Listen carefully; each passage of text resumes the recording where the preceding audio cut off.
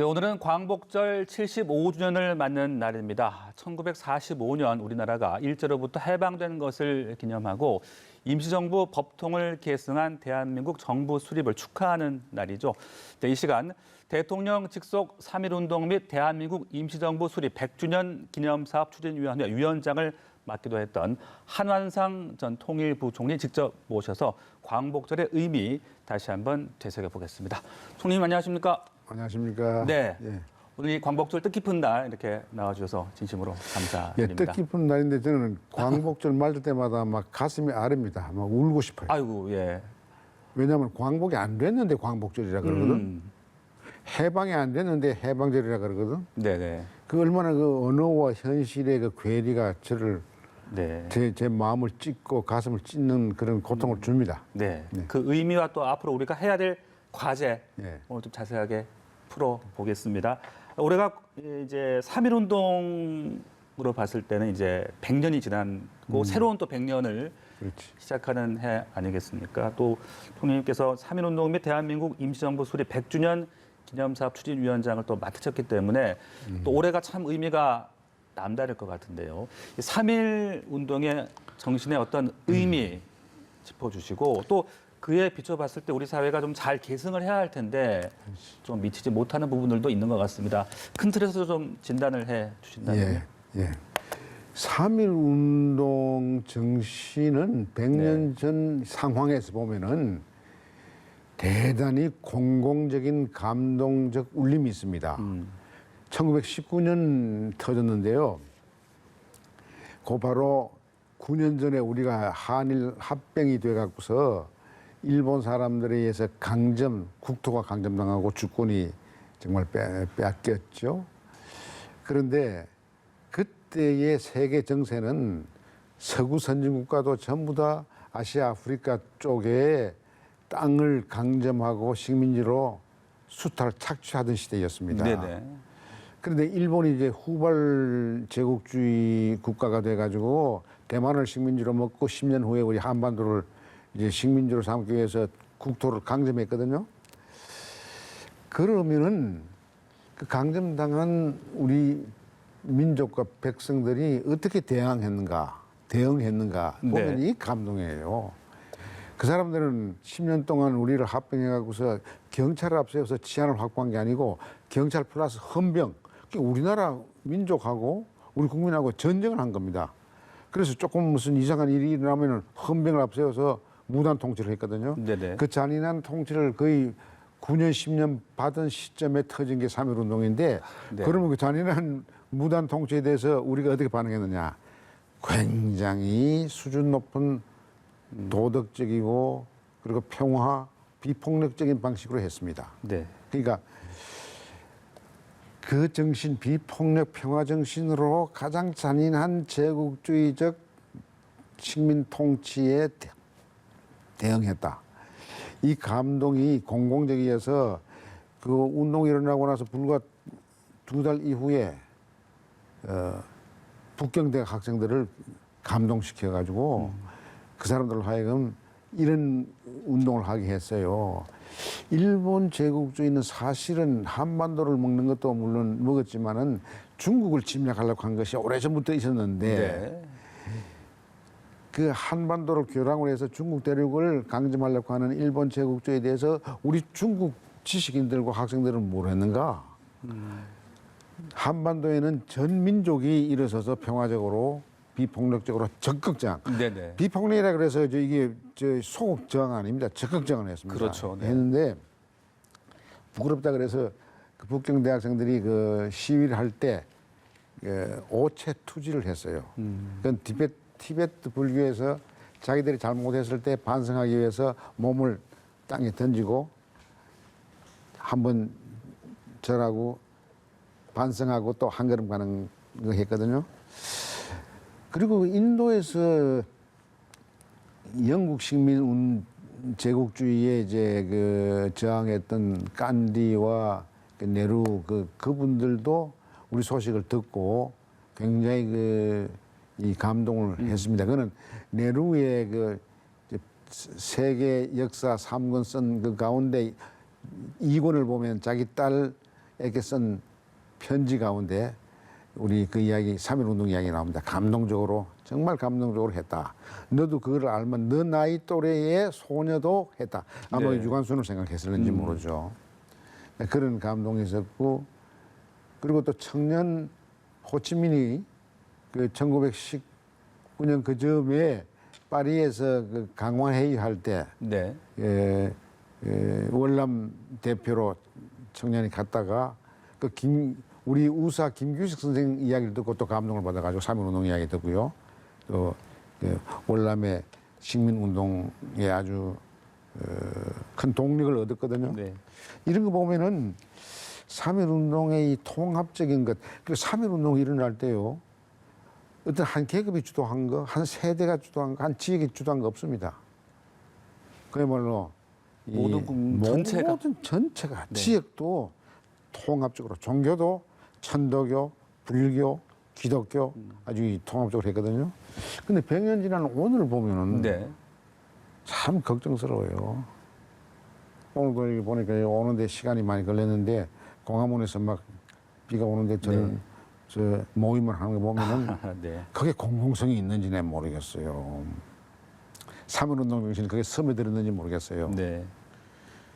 그래서 저는 이거 위원장 하면서 늘 느낀 게 뭐냐면은 왜 3.1운동 정신이 100년 전에 일어났는데 분단 75년을 거치면서 우리 국민의 가슴 속에 삶 속에 뼈 속에 스며들지 않았는가. 네.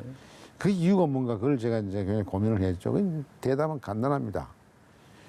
분단 75년 기간 동안 네. 우리 남쪽 대한민국을 지배해온 주류 세력이 친일 냉전 세력이기 때문에 일본의 그런 잔인한 패권주의적 그 억압과 이런 비행에 대해서 범죄적인 행동에 대해서 불편하게 생각해서 안 알리려고 한 거예요. 그래서 지금 국민들이 잘 모릅니다. 네. 그래서 우리 위원회가 이제 2개월 동안 활동하면서 이걸 알리려고 노력했는데 그 알리기 위해서 쉽게 이제 3.1운동에 그 이제 선언 있잖아요. 네네. 그것도 쉽게 해가지고서 서로 윤독도 하고 하니까 많은 사람들이 깨닫게 되죠. 아, 이렇게 자랑스러운 네. 그 당시 벌써 100년 전에 우리는 도덕적으로 문화적으로 최선진국가였습니다. 네. 자, 이 말씀 들어보니까 정말 3.1운동의 그 정신이 대단하다. 우리 국민이 정말 위대하다. 이런 생각이 드는데 그것을 이제 온전히 계승하지 못한 데에는 남북 분단. 예, 이 남북 분단에서 남북 간의 갈등이 생기면은 정치적, 경제적, 사회적, 문화적 이득을 보는 세력들이 있어요. 그게 이제 남쪽에는 극우고 북쪽에는 또 북쪽대로 굉장히 그 사상적으로 네. 저 무장한 극조가 있죠. 네. 그럼 그 남북 분단을 이제 극복을 하기 위해서 문재인 정부가 많이 노력을 해오지 않았습니까? 예. 남북 정상회담 3번 했고 또 북미 정상회담의 가교 역할도 했어요. 자, 그런데 이제 우여곡절을 겪다 보니까 현재 상황은 또 지금 남북 간 다시 긴장과 대립의 국면에 있는 것 같습니다.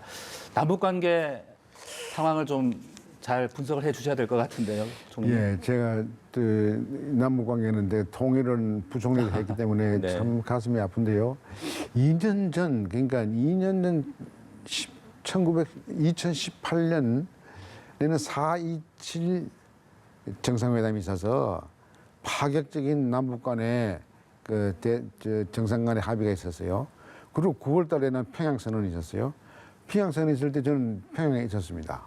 아, 그때 그러셨군요. 대통령 그 수행을 했는데 그때 능라도 경기장에 한 15만 명 평양 시민들이 꽉 들어찼는데 거기서 우리 대통령이 7분 정도의 짧은 연설을 했는데 감동적인 연설을 했어요.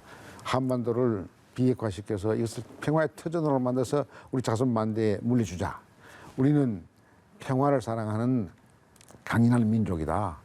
우리 민족의 역사를 보면은 이게 5,000년간 함께 살았고 70년간 짧게 분단됐는데 이젠 우리가 합치자.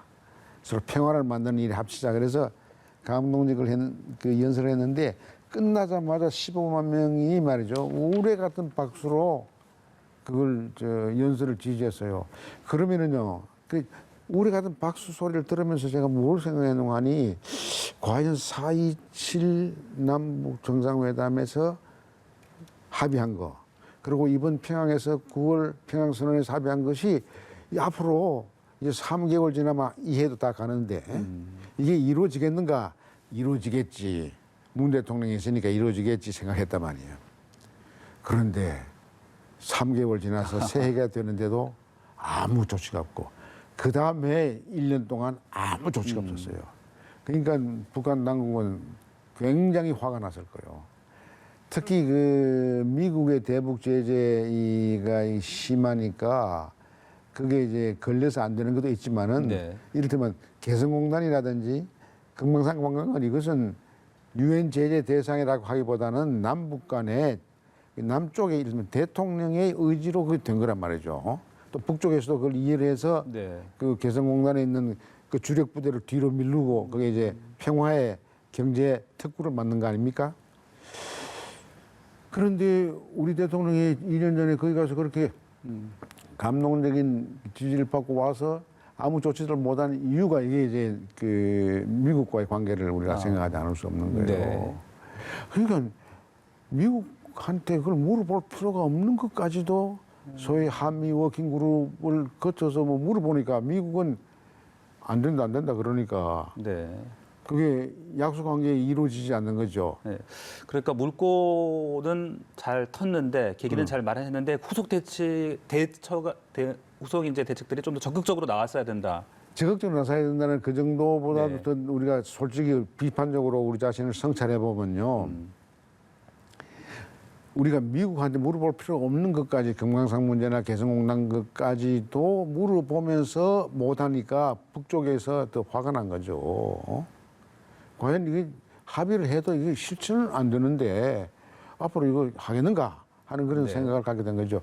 그 점에 있어서는 대통령의 그 초지, 평화를 만들겠다는 초지를 그 주변에 있는 참모들이 그야말로 대통령의 의지가 그게 실현되도록 정말 비상한 노력을 해야 되는데 네네. 굉장히 냉전적 관료적 안이란 속에 갇혀 있고, 특히 내가 하나 더 강조하고 싶은 것은 네.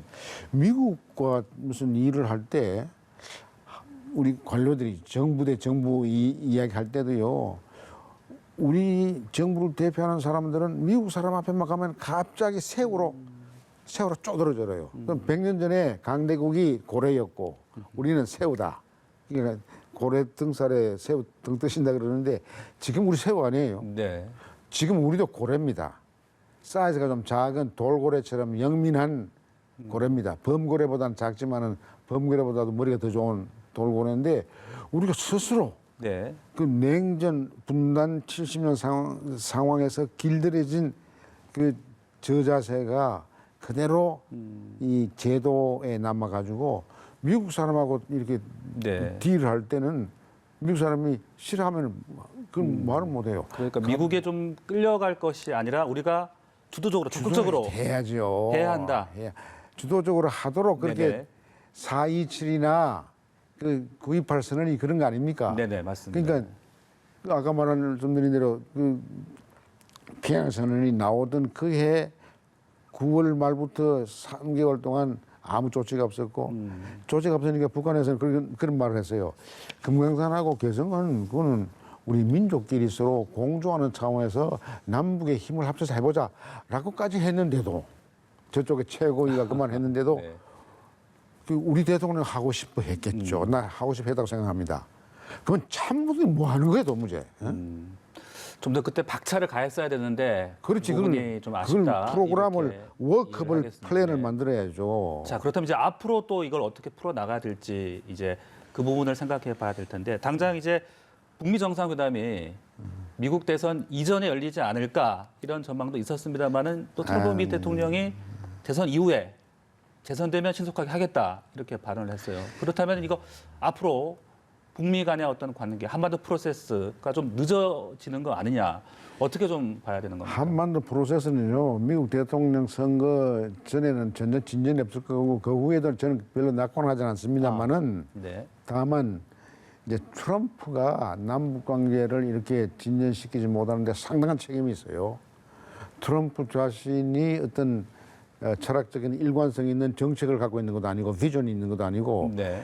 자기가 재선되는데 필요한 것만을 취사 선택하면서도 그 기지에는 굉장히 그 보수적인 것이 깔려 있어요. 이런 게 있어요. 트럼프의 정책은 마가 정책 아닙니까? Make America Great Again. 이 말은 뭐냐면 미국이 위대했는데 지금은 아니다. 그러니까 다시 위대하게 만들자 이 말인데 네. 위대하게 만드는 방법이 어떤 방법이냐 하면은 3.1 정신과 같은 보편적인 방법이 아니라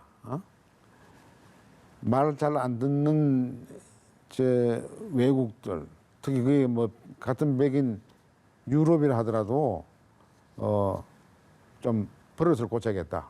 그러니까 군사 분담금 같은 거 좀 더 내라. 그래서 이제 유럽하고도 갈등하지 않습니까? 그러니까 우리한테도 그걸 압력을 넣고요. 그러니까 이게 뭐 그리고 또 중국을 굉장히 유색인종을 미워합니다.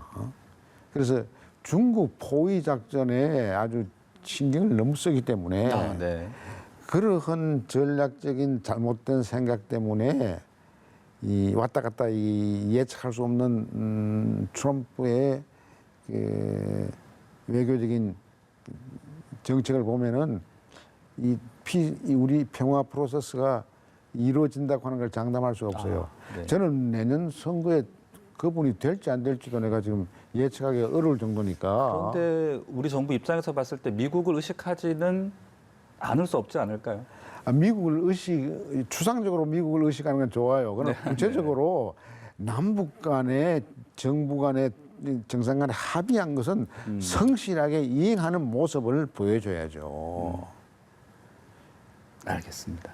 조금 더 문재인 정부가 주도적으로 예. 남북 관계를 좀 잘 끌고 갔으면 하는 바람 그렇게 예, 일을 이 바람이 있는데 되겠습니다. 대통령한테는 그게 있을 겁니다. 근데 그 주변 사람들은 전혀 없는 것 같아요.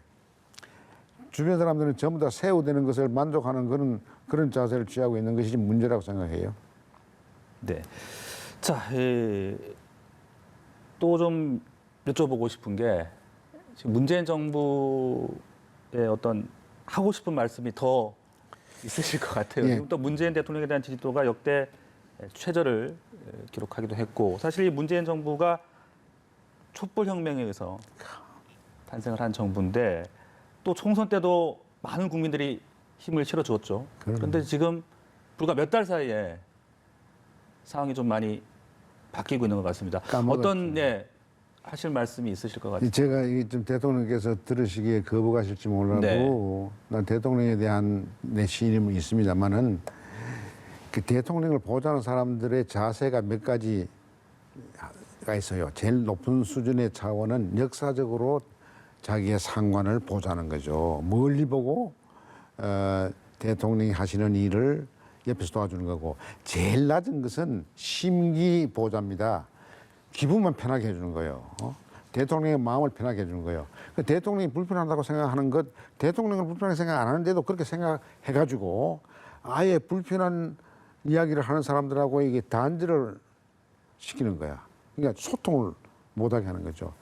지금 이 정부의 가장 큰 문제는 그 내각하고 대통령하고의 소통이 없어요.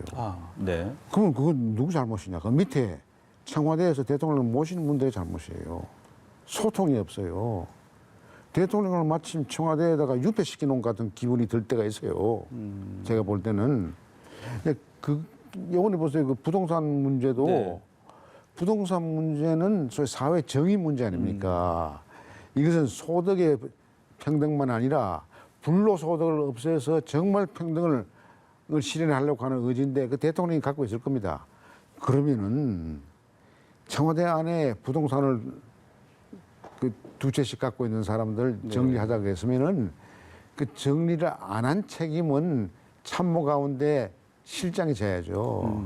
먼저 실장이 지고 그 밑에 참모들은 좀 일할 수 있는 분위기를 만들어주고 가야 되는데 밑에 참모들은 싹 다 갈아치우고 자기만 남는다. 이것은 국민 정서만 아니라 네. 일반 모든 정서에 이거는 유해가 되는 것이죠. 그래서 지금 문 대통령께서 대통령 되신 이후에 최저의 지금 평가를 받고 있는 것이죠. 네. 가슴 아프죠. 이게 촛불이 밀어주고 4.15 총선에서 밀어준 국민들이 얼마나 마음이 아팠기에 그렇게 했겠습니까? 실망도 사실 하고 있고요. 예. 네. 그러니까 이젠 대통령 주변 사람들이 정신 네. 차려야 돼요. 집권당도 정신 차려야 되고요. 야당도 정신 차려서 네. 요걸 정쟁 차원에서 이용하면 안 됩니다. 우리가 정말 선진국으로 도약하기 위해서 네. 여자를 막론하고 힘을 합칠 때입니다, 지금. 그 힘을 합치는데 제일 좋은 게 3.1 정신입니다. 또 3.1 정신의 의미와 개성으로 또 다시 큰 틀에서 연결할 수 있겠네요. 그렇죠. 네. 3.1 정신은요, 거기에 세대 갈등이 전혀 없었습니다. 내가 이 3.1 정신 하면서 마지막에 이 이야기를 하고 싶어요. 18살 먹은 소녀 유관순이가 이렇게 말했어요. 내가 일본 관원들에 붙잡혀서 손톱이 빠지는 아픔도 내가 참을 수가 있습니다. 이 팔과 이게 꺾이는 아픔도 참을 수가 있습니다. 그러나 나라 통째로 이렇게 나라를 강탈당한 것은 참을 수가 없습니다. 이 소녀의 비애는 그것입니다. 그런데 그 소녀를 죽였는데 일본 관원이 그 공식적인 사인이 뭔 줄 아세요? 18살 먹은 소녀의 방광 파괴입니다. 아유. 그러면 끔찍한 고문을 했다는 이야기 아닙니까? 그런 고통을 겪으면서도 유관순이가는 폭력을 쓰지 않았습니다.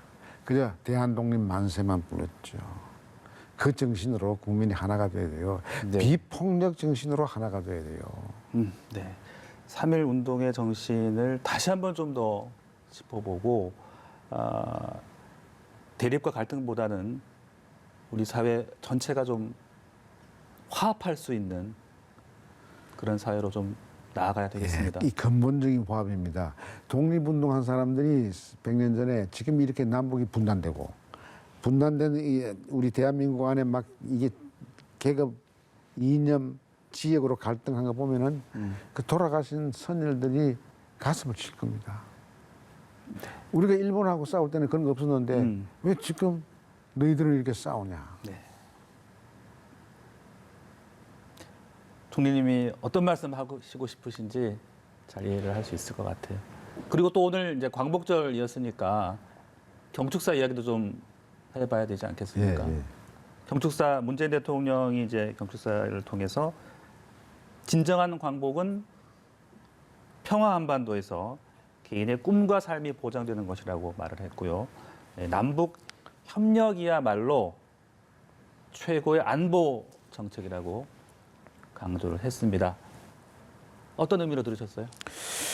예, 저는 뭐 그거 다 맞는 이야기죠. 그런데 네. 대통령께서 이제 일본 사람들하고 만나서 이야기하겠다 그러셨잖아요. 하실 때 이걸 꼭 이야기하시길 바랍니다.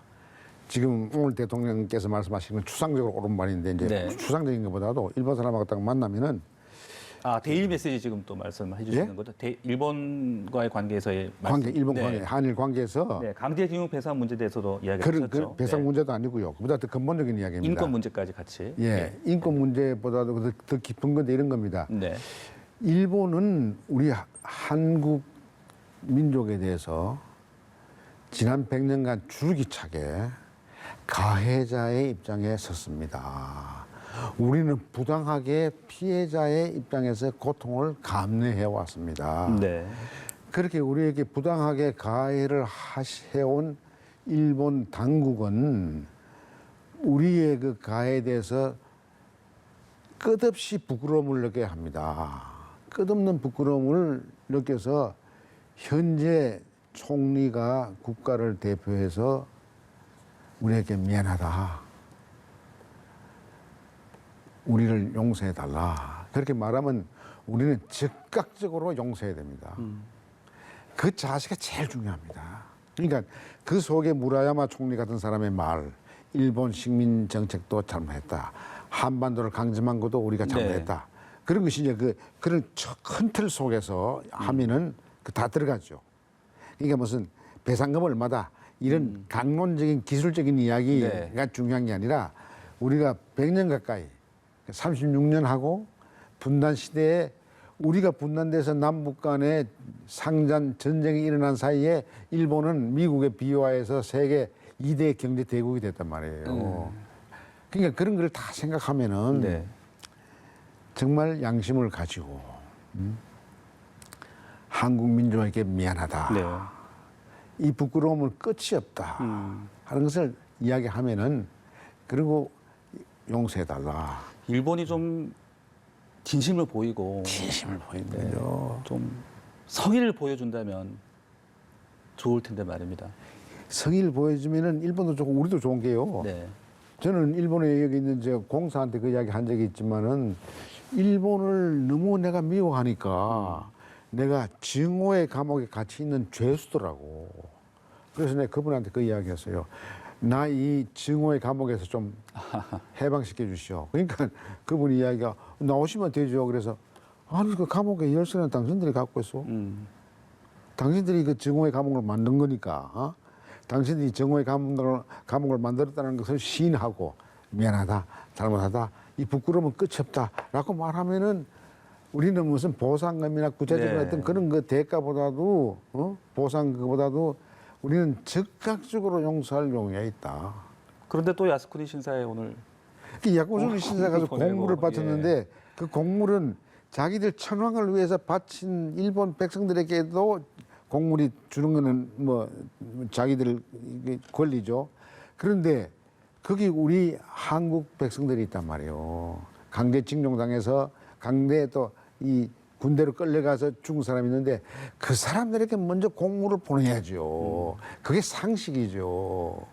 자기들의 피해자에게 먼저 공물을 보내고, 그리고 자기 백성들에게 두 번째 보내야지. 그런 소위 도덕적 수준 높은 게 없어요. 네. 3.1 운동한테 배워야 돼요.